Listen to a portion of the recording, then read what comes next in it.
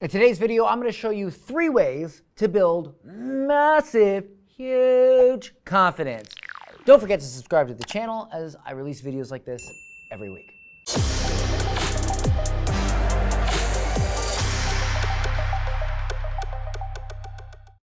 Hey everybody, it's Dan Henry, and I'm super excited about today's video because the biggest thing that at my core helped me go from selling water bottles on the side of the road to pay my electric all the way to an 8-figure, self-made, multi-million-dollar entrepreneur, best-selling author, yacht owner, yada, yada, yada, extraordinaire was confidence. Massive, huge confidence. And I want to teach you the 3 ways to build that massive confidence. And why am I starting to talk about things like confidence and mindset? Well, it's because I'm launching a new company called howtothink.com, where we're going to be doing daily mindset mentoring to help you develop a winning mindset. And so I obviously have to talk about this stuff to promote that new company.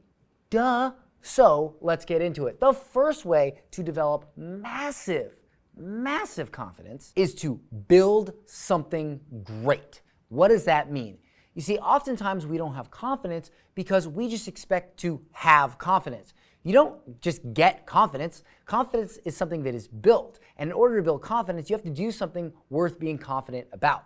So for instance, let's just take jiu-jitsu, for example. When you go into jiu-jitsu school, you don't just get on the mat and have confidence, right? You don't just walk in there not knowing any jiu-jitsu and go, I have confidence, choke me, I don't care. Like, that's not how it works. You learn jiu-jitsu. You do jiu-jitsu. People try to choke you. You get out of it. Well, you don't get out of it in the beginning. In the beginning, you're like, and then eventually you learn to get out of it. But the point is that as you do jiu-jitsu and as you build the skill of jiu-jitsu and as you learn new jiu-jitsu moves, you build confidence because that confidence is rooted in an actual tangible thing. A lot of times you hear these people just say, oh, you should have confidence because it's just, it's within you. No, it's not. You get confidence by building something worth having confidence about. And the thing is if you never, ever actually start building something, if you never put your hands into something and start creating, it doesn't matter what it is. It could be writing a song, which probably in the beginning, the very first song you ever write, it's probably going to suck. It's probably going to be terrible. No one's going to want to listen to it. And then eventually you'll learn more chords and you'll get better at singing and it'll get better, right?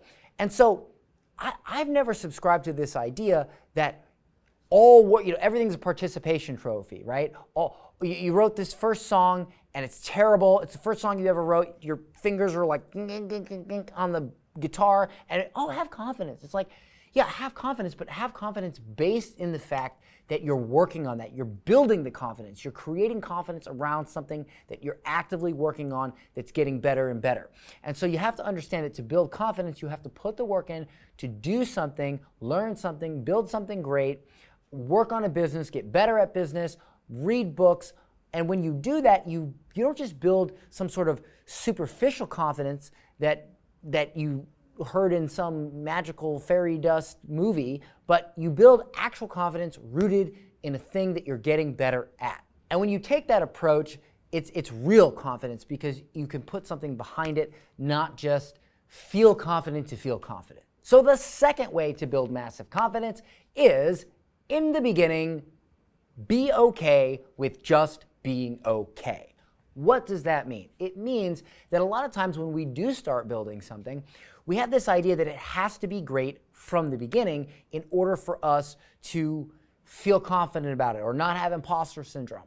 And the thing is, everything starts out terrible. It always does. Let me give you an example.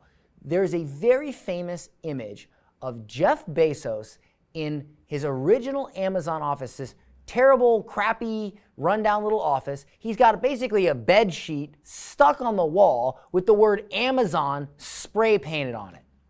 And now he has literally one of the biggest, most influential companies in the world. I believe at one point Jeff Bezos was the richest man in the world. And it started with a bed sheet hanging on a wall with Amazon spray painted on it. That's what I'm trying to tell you, is that it's always going to suck in the beginning. It's always going to be just okay. And if you aren't okay with that, you'll never get to that second, third, fourth, fifth, sixth stage. You'll never keep growing because you'll be so just, you'll feel so restricted in your ability to progress because you'll think, oh, it can't just be okay. It's got to be perfect in the beginning, and if it's not perfect, I'm just not going to do it. And it's like, well, in order for it to get better and reach your required level of perfection, it has to start out crappy. It has to start out as a prototype. It has to start out not great. And once you release yourself of that demand that it must be amazing right off the bat, you will now begin the process, you'll allow yourself to begin the process to make it better. For instance, I am much better at teaching and helping my clients today than I was 4 years ago, or even than I was 4 weeks ago. Every day I get better. I learn more about my craft. I learn more about the business and what I do and the different companies that I own, and I get better and better. So you must be okay with just being okay starting out. The third thing is, if you don't know something, learn it. So my father, whenever he hangs out with friends of his, or he's at a party, or somebody asks him about me, he always says this amazing line that I never personally thought of myself, but he always describes me in this way. He says, the thing about my son is, if he didn't know something and he needed to know it, if he needed to know it to accomplish something, he just went out and learned it. And that was it. That's his secret to success. And I always thought this was a great summary because it really does embody the approach that I've taken to go from, basically a nobody to having an 8-figure company, being an investor, speaking on massive stages, and just accomplishing what I've been blessed to accomplish in just 4 short years, because throughout that journey, there were so many things that needed to happen in order for me to accomplish those things and get to the next stage. And if there was something that I didn't know, a lot of people, they'll say, well, I just don't know how to do that. Well, I just don't know where to start. And it's like, well, yeah, that everybody feels like that. You got to go learn it, right? So for instance, if I did not know, I'll give you a perfect example. If I did not know how to sell, I learned to sell. If I did not know how to be good on camera, I learned how to be good on camera. And so by taking all the skills I knew that I needed to know and I needed to be good at to accomplish my main goal, I just went out and learned them. And by doing that, I was able to accomplish those goals. So when I knew I needed to get better sleep, when I was convinced that by getting better sleep, I would be more productive, I went out and I studied sleep. I learned about sleep, and I figured out how to get better at sleep. And changing the way I slept really changed my life. And this is just one of a million examples of things that I went out and learned. And most people, they get stuck. They think, I don't know this, so what am I going to do? Well, go freaking learn it, right? Go learn it.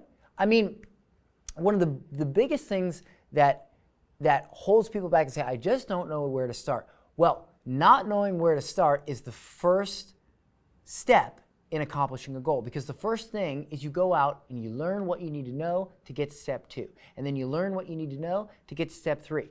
And so everybody starts out not knowing where to start.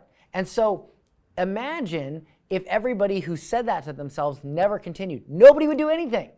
But a small percentage of the population, they say, well, I don't know where to start, so I'm going to go find out where to start. I'm going to go research. I'm going to go learn the individual skills I need that collectively will create something great.